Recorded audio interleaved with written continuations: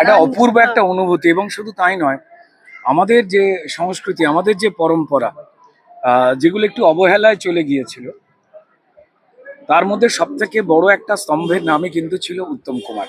বাংলা, বাঙালি, আমাদের কৃষ্টি, আমাদের সংস্কৃতি, তার যে একটা বড় পরিচয়, সেই সংস্কৃতিকে বাঁচিয়ে নতুন করে তোলবার যে প্রয়াস, সেখানে কিন্তু একটা বড় ভূমিকা আমাদের প্রিয়, সবার প্রিয়, সবার হৃদয়ে থাকা উত্তম কুমারের। মহুয়াদিরা, তারা পরিবারের মানুষ। এইভাবে এই নতুন সরকার এবং আমাদের প্রিয় মুখ্যমন্ত্রী, তিনি এসে খুঁটিনাটি পুরো বিষয়টা জানলেন এবং একটা কথা বললেন, যেটা আমার কাছে খুব আবেগের একটা কথা লেগেছে, যে পরিবারকে কেন সরকারের কাছে যেতে হবে, সরকারের দায়িত্ব পরিবারের খোঁজ নেওয়া, রক্ষণাবেক্ষণ করা, প্রত্যেকটি ঘরের কোনায় কোনায় যাওয়া, তার মূর্তিতে, ছবিতে মাল্যদান করা, প্রতিটি বিষয় খুঁটিয়ে দেখা এবং তার ইতিহাস জানা।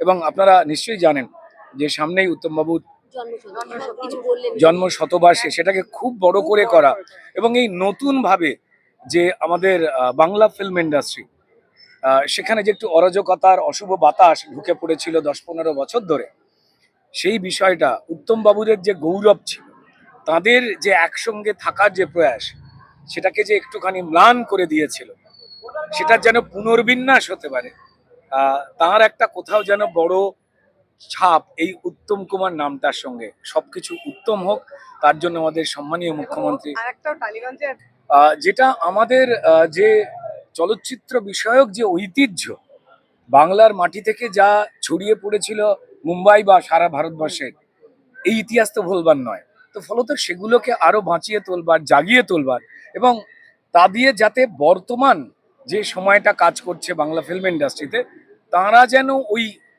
গৌরবোজ্জ্বল যে অধ্যায়, যে সম্পর্ক, যে ঐতিহ্য, সেটাকে আরো মজবুত করে মনে রেখে উত্তমবাবুদের দেখানো রাস্তায় এগিয়ে যেতে পারেন, তার জন্য যাবতীয় প্রয়াস সম্মানীয় মুখ্যমন্ত্রী নিচ্ছেন।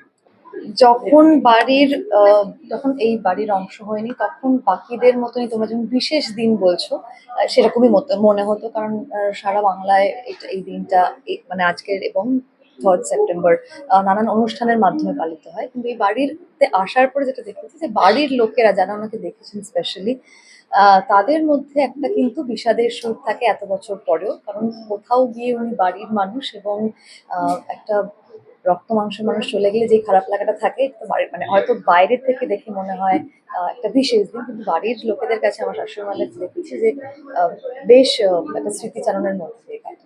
হ্যাঁ, রাত্রিবেলা যখন মানুষ একা থাকে তখন দুঃখটা বুঝতে পারে।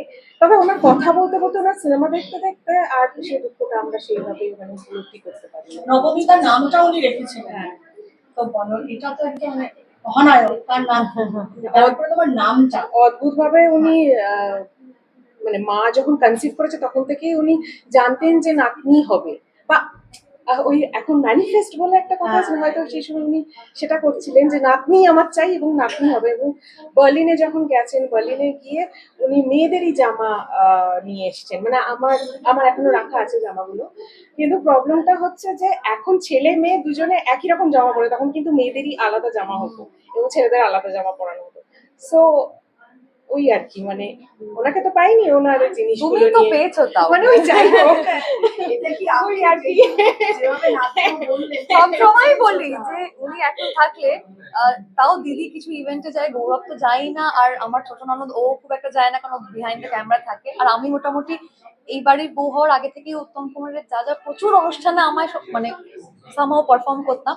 তো আমি শিওর ছিলাম যে আমি ওনাকে নিয়ে যেতাম, কিন্তু সেটা তো আমার হলো না, তাই জন্য বলছি।